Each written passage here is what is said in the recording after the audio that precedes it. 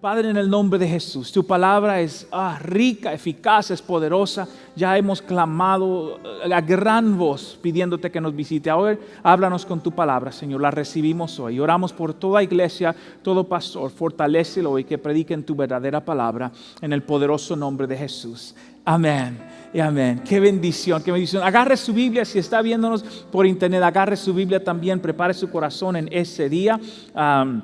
¿Verdad? Tal vez puede comentar ahí en el chat, dejándole saber a la persona con que está comunicándose. Si necesita oración, también puede hacerlo ahí. Realmente esa pandemia nos ha ayudado también a hacer cosas mejores, que es comunicarnos con usted a través de la internet y poder conectar con muchas personas y orar con usted. Hay líderes que pueden orar por usted directamente ahí por donde usted está, YouTube o en nuestra página en vivo.iglesiarroca.com. Ahí queremos alcanzarle y bendecirle en esta hora, porque realmente la conexión ha sido súper importante en estos tiempos que hemos necesitado comunicarnos. La semana pasada yo comencé a hablar acerca de un tema que Dios puso en mi corazón, es que la iglesia es de Cristo. Y la iglesia es de Cristo es una expresión que no lo digo por un pensamiento político, un pensamiento de algo que tal vez usted no lo sepa. Claro que sí, la iglesia es de Cristo, pero es importante recordarnos por qué la iglesia es de Cristo. Y hoy día, escuche.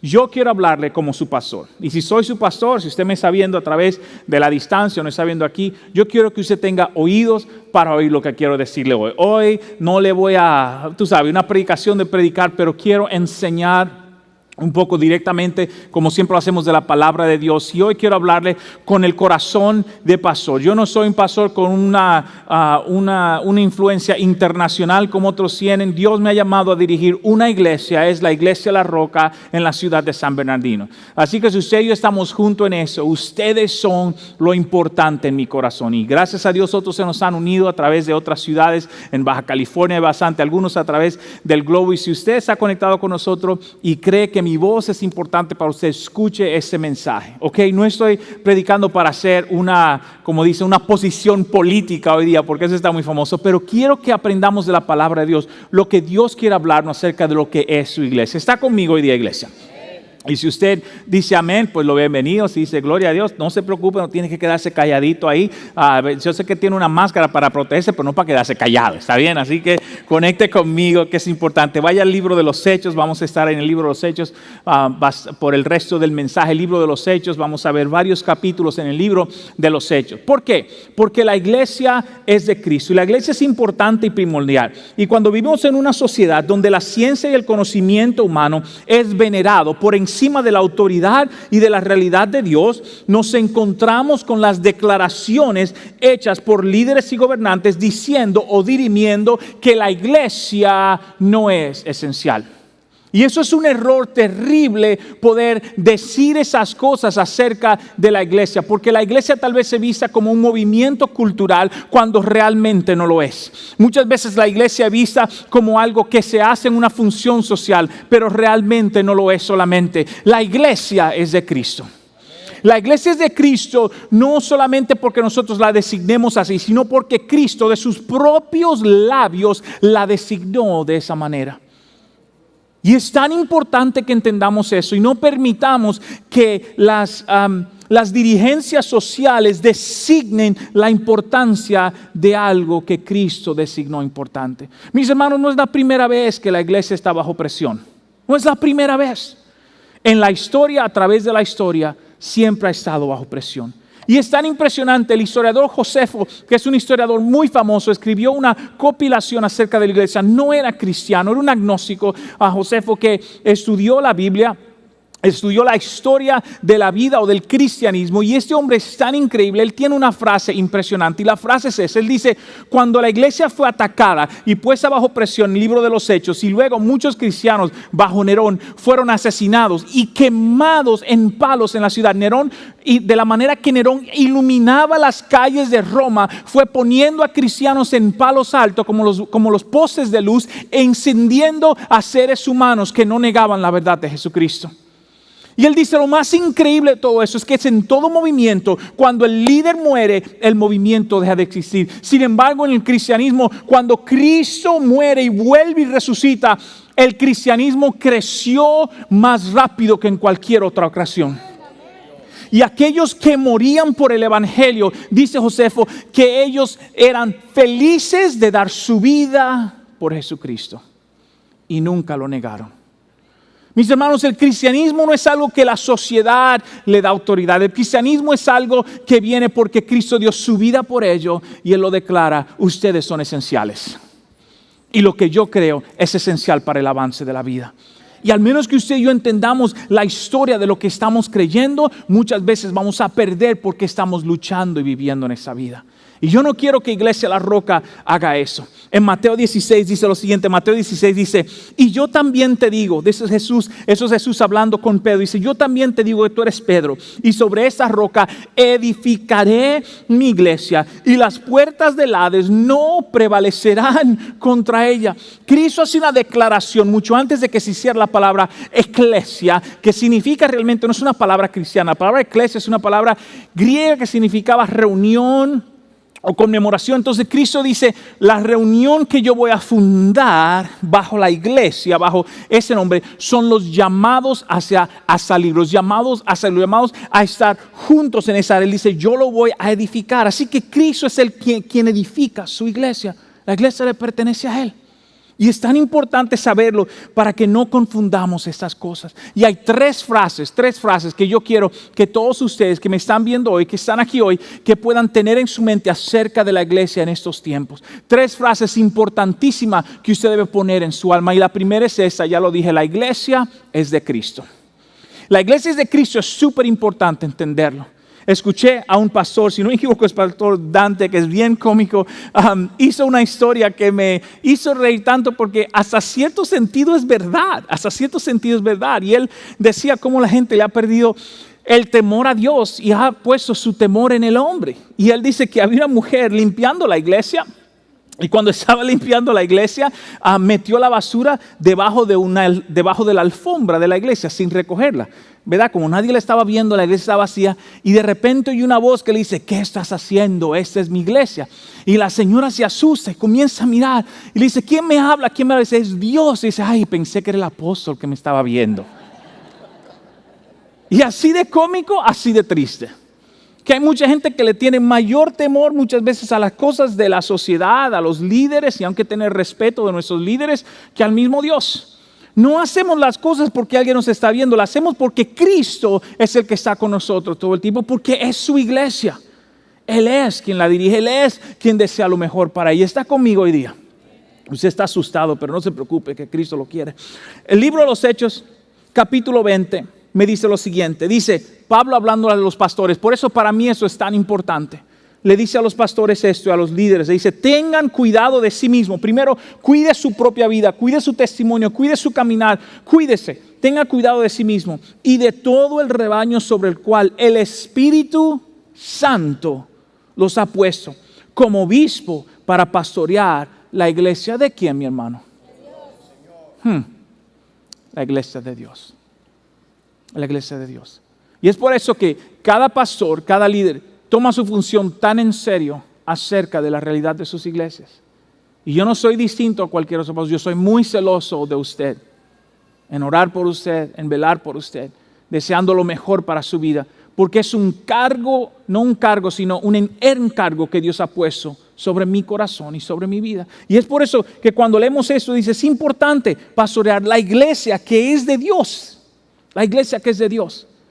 Por eso le aconsejo, no solamente estemos conectados a una persona, a un líder, sino creyendo en la iglesia como su futuro, como algo que avanza. Porque todo líder que existe hoy día, todo gran mensajero que existe hoy día, tiene su fecha de expiración. Porque somos seres humanos. Pero la iglesia no tiene fecha de expiración. Porque es hasta que Cristo venga, es de Él. Esta cuestión es de Él. Amén, hermanos. Eso es de Cristo. Porque Pablo dice: pastorear a la iglesia de Dios que Él adquirió con su propia sangre. Que Él adquirió con su propia sangre. ¡Wow! Cristo murió por usted, por mí, por el concepto de lo que vimos. Y sí, yo entiendo que hay muchas denominaciones y pastor, y a eso están los calvinos, están los calvinistas, están los fulanitos. Yo entiendo que esas cosas se han dado a través de la historia de la iglesia. Entiendo que hay diferentes conceptos acerca de lo que creemos que debe ser iglesia. Unos, ¿verdad? Nuestros hermanos pentecostales, y la mujer no se ponga maquillaje, y no use pantalones, y no use aquello, y debe ser así. Y nuestros hermanos bautistas más conservadores, la mujer no debe enseñar en la iglesia porque Pablo dijo que es prohibido que hable, etcétera, etcétera. Estamos en todos los renglones. Entonces, pastor, ¿y cuál es la verdadera? Mira, hermano, yo siempre lo he dicho, para mí, en lo que es verdad, si estamos en lo mismo, lo demás es estilo. Pero salvación solamente a través de Jesucristo. Un solo cielo, un solo espíritu, un solo Dios. Eso es lo que dice la palabra de Dios. Y necesitamos entenderlo de esa manera. No podemos mezclar estas cosas que son esenciales para nuestra eternidad y el alma del hombre. Porque la iglesia es de Cristo. Efesios dice así, capítulo 2, versículo 20 y 21. Edificados. Es la misma palabra en griego para el concepto de edificio. Cuando se habla acerca de edificio es la construcción. Así que él dice, construyanse, edificados sobre el fundamento de los apóstoles y profetas. Así que los líderes de la iglesia son importantes. No lo eche a un lado, no lo ignore, no lo insulte, porque estamos edificando sobre algo. Pero mire, siendo la principal piedra angular o del ángulo Jesucristo mismo. Es decir, que ningún apóstol, profeta, pastor, maestro puede edificar algo, al menos que no haya puesto su fundamento primero en Jesucristo. Primero en Jesucristo. Y de ese fundamento podemos edificar una iglesia, un concepto en algo en que vivimos. Jesucristo es el centro de absolutamente todo. Versículo 21 dice, y en quien todo el edificio, usted y yo, lo que vemos en que en todo el edificio bien coordinado va creciendo para ser un templo santo en el Señor. Y Pablo nos llama en el libro de Corintios que somos templo del Espíritu, ¿qué? Santo. Somos templo del Espíritu Santo. Entonces hay una dinámica importante. Lo número uno es que la iglesia es de Cristo. Lo número dos es esto, es que la iglesia opera en el poder del Espíritu Santo. Espero que haya más amén en cuanto a eso. La iglesia opera en el poder del Espíritu Santo. Y hay mucha gente que nos han criticado porque tenemos luces y ponemos humo y tienen la música y todo eso. Yo entiendo que eso es un estilo, pero por favor nunca piense que yo como pastor estoy tan ido que pienso, hoy si hay luces aparece el Señor. Por favor, ni le vaya a imaginar eso a usted, porque ese no es mi concepto. Pero entiendo que Dios nos ha dado la modernización de las cosas para poder utilizarla, si son buenas y son importantes. Entonces, no se distraiga pensando, mucha gente quiere, no, porque hay que volver al evangelio cuando estamos ahí juntos en la iglesita y nada más había, ¿verdad?, el pandero. No, hermano, yo no quiero volver al pandero. A la franca se lo estoy diciendo. Yo toqué el pandero en la iglesia. A la edad de 12 años fue mi primer instrumento. Me dieron un pandero, arranca, hermano, es racatá. Entonces, está hablando con un ex panderero, ¿verdad? Por no decir ex pandillero. Pero si Dios nos dio cosas que hacer, yo leí una carta de alguien que escribió hace muchos años, cuando la iglesia introdujo el órgano para cantar. Eso fue en los años, yo no sé, 1800, ahí al final de los 1800. Y escribieron una carta los líderes de la iglesia, los diáconos al director de alabanza, que usted cree, si yo se la leo, es en inglés, debí traerles en inglés. Si usted se la lee, está escribiendo los días de hoy. Y después se da cuenta que fue escrita como en el 1880. Porque la gente no entendía, no, hay que cantar solamente a voces en la iglesia. Y ahora han puesto un órgano, olvídese, fue la iglesia a la calle. Usted no se quiere imaginar cuando pusieron una batería en la iglesia. No, eso fue un escándalo, hermano. Y cuando metieron una guitarra eléctrica se fue medio templo. Es decir, cada época ha tenido su cosa como que es chocante. Es una versión de lo que vemos. Pero al fin y al cabo, todo eso quiere animar y crear un ambiente. Pero si no hay poder del Espíritu Santo, no hay nada. No hay absolutamente nada. Porque la iglesia solamente puede operar en efectividad bajo el poder del Espíritu Santo. Es la única manera. Es la única manera. Olvídese de eso. Y sí hay líderes tal vez que tienen un magnetismo increíble y pueden atraer personas por la manera en que lo dicen, pero al fin y al cabo la Biblia es clara que es el Espíritu Santo que agrega a la iglesia a los que han de ser salvos. Es el Espíritu Santo que lo hace y nadie más. Libro de los Hechos, capítulo 1. Lucas, el escritor del libro de Lucas, escribe también el libro de los Hechos a su amigo Teófilo. Y cuando le escribe a Teófilo, dice: Teófilo, yo he acumulado toda esta investigación para darte una buena historia de lo que es este conocimiento de este hombre llamado Jesucristo. Y por eso me encanta el libro de Lucas y el libro de los Hechos, porque era un investigador. Y él le escribe a Teófilo, y cuando le describe a Teófilo, dice: Teófilo, comenzando en el versículo 4 del capítulo 1, y estando juntos les mandó que no se fueran de Jerusalén después de Jesucristo resucitar, sino que esperasen la promesa del Padre, la cual les dijo: oíste de mí. Así que él le dice: hey Teófilo, Jesucristo le dijo a la iglesia: esperen que viene una promesa que yo le hice. Esa promesa se encuentra en Juan 14 y en Juan 16 y una vez más en Juan 17, hablando de la oración de la unidad de la iglesia. Y él le dice: yo le di un mensaje a ellos, yo le envié una esperanza a ellos, y ahora les estoy diciendo: deténganse porque ahí viene, deténganse porque ahí viene. Recuerden la canción que cantamos: milagroso, cumples promesas. Y Cristo le recuerda a la iglesia: yo te hice una promesa y te la voy a dar. Versículo 5, porque Juan ciertamente bautizó con agua, mas vosotros seréis bautizados con el Espíritu Santo dentro de no muchos días. ¿Usted quiere saber algo? El Espíritu Santo vino cuando la iglesia se encontraba en tiempos similares a esto. Había presión gubernamental. Cristo acababa de morir. Aunque resucitó, se estaba regando esta cuestión. El gobierno romano no quería verse impotente. Eso era todo el conocimiento, lo que estaba sucediendo sociológicamente hablando. Ese es el libro de los Hechos. Una presión del gobierno de no lucir tonto por haber matado a este hombre, y ahora el hombre resucita y no aparecen los soldados romanos, dicen: no sabemos. Así que le caen atrás a los que creen en este hombre llamado Cristo. Y hay presión. Mucha gente dice: estaban en el aposento alto, no porque ese era el local de la iglesia, sino porque estaban escondidos. Es decir, había una presión increíble. Y de todos los que creyeron, porque dice la palabra de Dios que Cristo se le apareció a más de 500, solamente aparecían 120 ese día. 120, juntitos. De todo lo que... ¿Usted se imagina? Leemos la Escritura. ¿No alimentó Cristo a más de 5,000 hombres? Un milagro. Y luego alimentó a más de 4,000. 9,000 hombres y sus familias fueron alimentados por Jesucristo. Pero ese día aparecen 120. Y ahí es que se comprueba cuando la piña se pone agria, como dicen en mi país. Cuando la piña se pone agria, es que uno comprueba qué es lo que hay. No le estoy dirigiendo a nadie. Pero Dios nos está probando. Por eso le dije que hoy era un mensaje. Si yo soy su pastor, quiero madurarlo hoy día. Un poquito más rápido de lo normal. Dice que entonces, versículo 6, entonces los que habían reunido le preguntaron diciendo: Señor, ¿restaurarás el reino de Israel en este tiempo? Mira, hermano, Jesucristo, gracias a Dios que Él es perfecto y paciente, porque si hubiese sido para mí, saca un bastoncito, es que no está poniendo atención en la clase, le llevo 3 años dando clase y no ponen atención.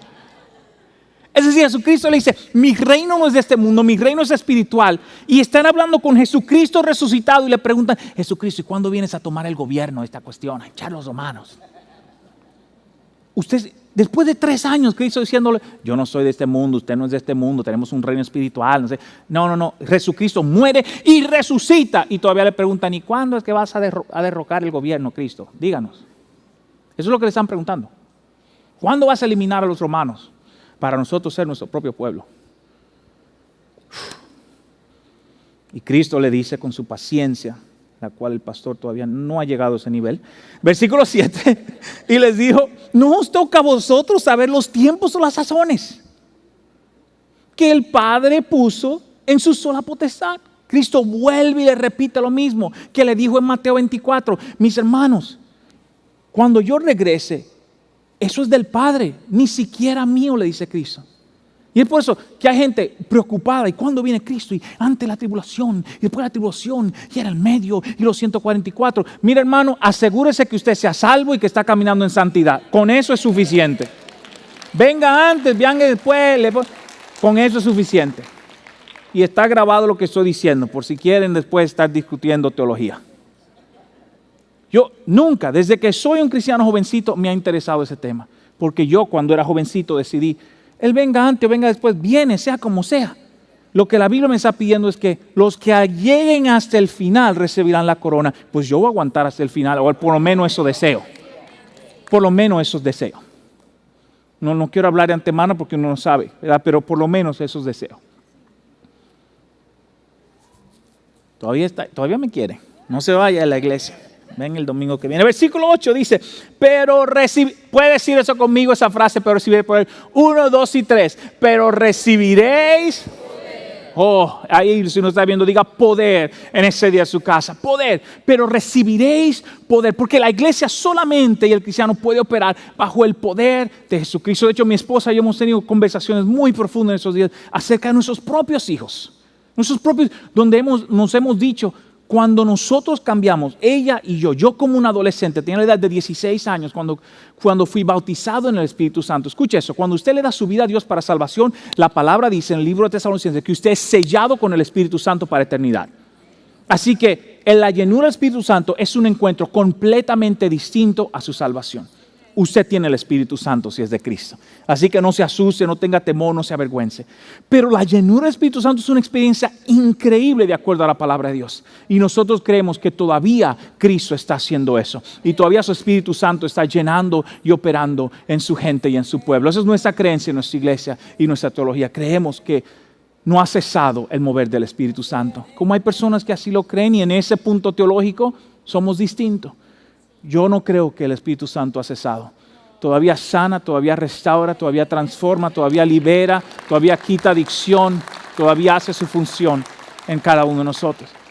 Y ella y yo decidimos, ¿sabe que tenemos que orar por nuestros hijos? Que ellos reciban una llenura del Espíritu Santo. Porque es lo único, mis hermanos. Aún los hijos de pastores, nosotros tenemos que hablarle, dirigirle, orar por ellos. Gracias por sus oraciones por nosotros. ¿Por qué? Somos seres humanos, al igual que usted. Al igual que esta cuestión del cristianismo no es una cuestión que se obtiene, bueno, yo nací en un lugar cristiano y por lo tanto soy cristiano. No. Es una decisión personal en el proceso. Está conmigo hoy día. Versículo 8, Cristo dice, pero recibiréis poder cuando haya venido sobre vosotros el Espíritu Santo y me seréis testigo en Jerusalén, en toda Judea, en Samaria y hasta lo último de la tierra. La idea del poder del Espíritu Santo no es para yo sentirme poderoso y voy a ser un ejemplo que tal vez ofenda a algunos, pero necesito hacerlo porque creo que el Espíritu Santo me está dirigiendo. El poder del Espíritu Santo no es para usted hacer un show y que la gente se caiga. Aunque la gente se puede caer por el poder del Espíritu Santo. Pero hay mucha gente que quiere el Espíritu Santo para hacer el show. Y hay que diferenciar entre Cristo moviéndose en su iglesia a yo queriendo tener cierta autoridad para que la gente vea. Mis hermanos, yo lo he vivido con mis propios ojos. Con mis propios ojos. No le estoy diciendo algo que me estoy inventando. Yo he estado en el Evangelio desde pequeño y yo he visto absolutamente todo. Yo he estado en las campañas más grandes que usted se imagina. Porque mi iglesia en República Dominicana, una iglesia influyente en aquel entonces. Yo he estado tras bastidores con Claudio Freyson. Yo he estado tras bastidores con Carlos Anacondia. Yo he estado en todos esos moveres. Y lo he visto con mis propios ojos. Y estoy hablando de una diferencia. Esos hombres son hombres santos que hacen una obra increíble. Pero también había muchos charlatanes que utilizaban el poder del Espíritu Santo para cosas que no es de Dios. Y si esta es su iglesia, escuche lo que su pastor le está diciendo. Una de nuestras líderes me envió una profecía y lo hizo con un cariño. Me escribió y me dijo, pastor, no quiero decirlo, pero no estoy seguro, así que se lo envío a ustedes para que lo lean. Y yo lo leí al principio y no entendí bien la profecía hasta esta semana cuando estaba estudiando. Y cuando esa líder me envió la profecía, yo tengo que leérsela a la iglesia. Ella escribe eso, dice que Dios le habló y le puso una palabra. Dice, profetiza, el cuerpo de Cristo está listo para tomar territorio para el Señor. Nuestras voces no serán calladas, sino con valentía y fuerza saldremos y hablaremos, no callaremos. En espíritu y en verdad la iglesia se levanta. Aleluya, aleluya. Increíble. Y eso me lleva al tercer y último punto por hoy día. Y es eso, es que la iglesia debe ser conocida por unidad y valentía. La iglesia debe ser conocida por unidad y valentía. Yo le voy a ser honesto, mis hermanos, en este tiempo de la enfermedad ha sido una lucha como iglesia, ha sido una lucha. Y usted, tal vez de algunos, yo no estoy en contra que las personas usen sus máscaras, protejan a sus niños, protejan a los mayores. Inclusive la semana pasada, déjeme decirle, le voy a confesar, porque le dije a otros líderes, cuando abrimos las puertas del templo la semana pasada y muchos de los que vinieron, las personas mayores, los mayorcitos, ¿verdad?, que están en el renglón donde dice que se pueden enfermar, yo me puse nervioso. Y fui, Señor, Padre, cuídame esta gente, Señor, porque esa gente ha salido de su casa a venir para la iglesia. Y Dios tuvo que hablarme. Hey, ¿qué te pasa? Tampoco así, ok, Señor, amén, entonces vamos para adelante, ¿verdad? Gloria a Dios. Pero en mi humanidad yo dije, hey, eso es una enfermedad real. Nadie se la está inventando. ¿Está conmigo? Es una enfermedad real. Pero por el otro lado estamos hablando de que hay un poder y autoridad en Cristo increíble. Y necesitamos balancear esas dos cosas, no acusar a la gente de falta de fe, pero la iglesia era conocida por unidad y por valentía. Y sin embargo, muchas veces en tiempos de presión, brillamos por nuestra desunidad y nuestra falta de autoridad en nuestras palabras. Iglesia La Roca, yo no quiero que seamos de esa manera. Si usted va a tomar las redes, hágalo para unir, para dirigir, para enviar una palabra de fe y de verdad, pero en fe. Porque eso era lo que hacía Cristo. Eso era lo que Él deseaba. En esos tiempos donde hay ahora una división racial profunda en nuestro país, no podemos ignorarlo. Les soy honesto, mis hermanos, nuestros países latinos son súper racistas también. Seamos honestos. En mi país se diferencian: si tu pelo no es lacio, entonces no eres de buena raza. ¡Qué locura! ¡Qué locura que le digamos a un ser humano, no eres de buena raza porque tu pelo no es lacio! ¿A dónde hemos llegado? ¿A dónde hemos llegado? Es un ser humano. ¿Qué importa que tenga el pelo como tenga el pelo? Es decir, estamos viviendo una realidad. La iglesia no debe ser el punto donde nos dividamos. Era conocida por unidad. Mi esposa me contó ayer de Seymour, que fue el hombre que trajo el avivamiento más moderno, si no me equivoco, de Azusa. Fue el último, el más grande de los últimos. Fue en los años 1900, mis hermanos, a 20 minutos de nosotros, en el pueblo de Azusa. Usted debe ver la historia de la iglesia. Ese hombre era un hombre afroamericano.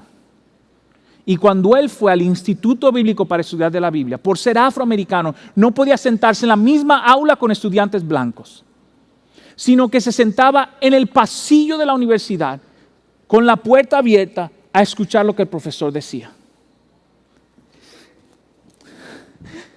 Y cuando mi esposa me lo dio, dije, ¿cómo es posible que la iglesia haya permitido eso? ¿Cómo es posible que la iglesia haya permitido? Si nosotros no damos ¿quién lo va a dar? ¿Quién lo va a dar? ¿Cómo permitió la iglesia eso? Y sabe que Dios utilizó a ese hombre para traer el mayor derramamiento del Espíritu Santo que la época moderna ha visto. El mayor derramamiento. Fue a ese hombre. Y es por eso que la iglesia debe ser conocida por su unidad y por su valentía. Déjenme leer el libro de los Hechos y termino con esto. Hechos capítulo 1, versículo 14 dice: y todos estos perseveraban unánimes en oración y ruego con las mujeres y con María, la madre de Jesús, y con sus hermanos. La iglesia estaba unida orando. Hechos 2:1 dice: cuando llegó el día de Pentecostés estaban unánimes juntos. Y mire que la Biblia utiliza dos frases para describir unidad. Unánimes quiere decir en el mismo concepto y juntos en el mismo lugar. Utilizó dos palabras distintas, porque podemos estar juntos. En mi país dicen, esto es medio chistoso, pero usted no dominicano no lo va a entender, pero se lo digo para que se ríe un poco. En mi país dicen, estamos juntos pero no revolujados. Estaban en el mismo lugar, pero no bajo el mismo concepto. Pero en este caso estaban en el mismo lugar y con el mismo concepto. Y es por eso que debemos verlo. Y la palabra denuedo, que es una de las palabras más utilizadas en el libro de los Hechos, la palabra denuedo, literalmente, escuche eso, literalmente significa en la traducción al griego, libertad para hablar. Se lo voy a decir en inglés para que entienda porque lo utiliza mucho hoy día. Literalmente la traducción de nuevo no es solamente poder y valentía, sino es libertad para hablar, o freedom of speech. Y el pueblo cristiano tenía una libertad para hablar a pesar de la oposición que recibía. Y en el Hechos capítulo 4, Pedro y Juan, que eran los líderes de la iglesia del momento, deciden seguir predicando y haciendo milagros. Y al gobierno del tiempo no le gustó eso. Y dijo, hey, estos dos cabecillas están haciendo mucho problema en nuestro pueblo. Así que vamos a meterlo preso. Versículo 13 dice, entonces viendo el denuedo, es decir, la libertad para hablar que tenían Pedro y Juan, sabiendo que eran hombres sin letras y del vulgo, se maravillaban y les reconocían que habían estado con Jesús. Mis hermanos, no hay que ser filósofo ni universitario para hablar la verdad de Cristo, solo hay que estar lleno de su Espíritu Santo para compartir la verdad. Solo hay que estar lleno de su Espíritu Santo. Y Pedro y Juan estaban llenos de su Espíritu Santo. Y dice la palabra de Dios que esa gente le dieron con un poder increíble. Y la gente se sorprendía diciendo, esos hablan como gente que no son educadas. Es decir, en pocas palabras, la gente por la forma de hablar se daba cuenta que era de pueblo. Y usted y yo conocemos eso. ¿Sí o no? Conocemos cuando son fresas, conocemos cuando son... por su forma de hablar. Yo no quiero ofender a nadie, no me meto en problemas con hermanos mexicanos, ¿verdad? No vaya a decir chilangos, ¿cómo es la cosa que le dicen? Un dominicano, usted sabe, los dominicanos nos sobran las R's y las S's como si las estuviéramos vendiendo en el mercado. Cada quien suena distinto y dice que Pedro y Juan sonaban como gente de pueblo.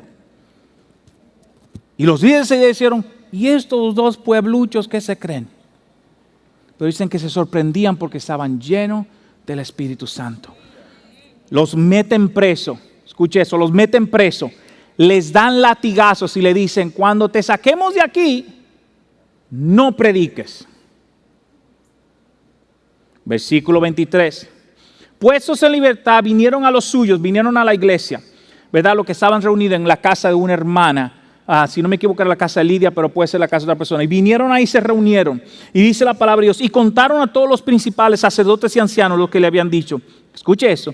Y ellos, habiéndolo oído, alzaron unánimes la voz a Dios y dijeron, soberano Señor, tú eres el Dios que hiciste los cielos, la tierra, el mar y todo lo que en ellos hay. Comienzan a orar. Salta al versículo 29, el versículo 29 lo tengo acá y dice así, ahora Señor, mira sus amenazas y concede a tus siervos que con todo de nuevo hablen su palabra.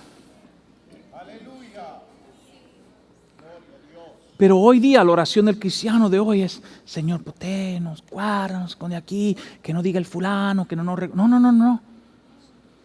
La iglesia que yo leo en el libro de los Hechos dijeron, Dios, nos están amenazando, pero no nos vamos a callar. No nos vamos a callar. Usted lo está leyendo conmigo. Si vamos a creer en esta cuestión llamada el cristianismo, si vamos a creer en esa cuestión llamada el poder del Espíritu Santo, entonces yo quiero imitar a aquellos que fueron mi ejemplo antes de yo llegar a este momento. Dice la palabra de Dios que después de caer preso y después de ser golpeado, se fueron a orar juntos a la iglesia y no dijeron, Señor, escóndenos aquí. Dijeron, Padre, escucha la amenaza y danos más poder para hablar tu verdad. Más poder para decir lo que sé nosotros. Versículo 30, y mientras extiende tu mano, dice aquí, para que salgan sanidades y señales y prodigios mediante el nombre de tu santo Hijo Jesús. Todavía, es decir, los golpearon la iglesia y dice, Señor, ayúdanos a hacer más milagros. Más milagros. Versículo 31, y cuando hubieron, ¿qué hicieron hermanos? Cuando hubieron orado. El lugar que estaban congregados tembló y todos fueron llenos del Espíritu Santo y hablaban con denuedo la palabra de Dios.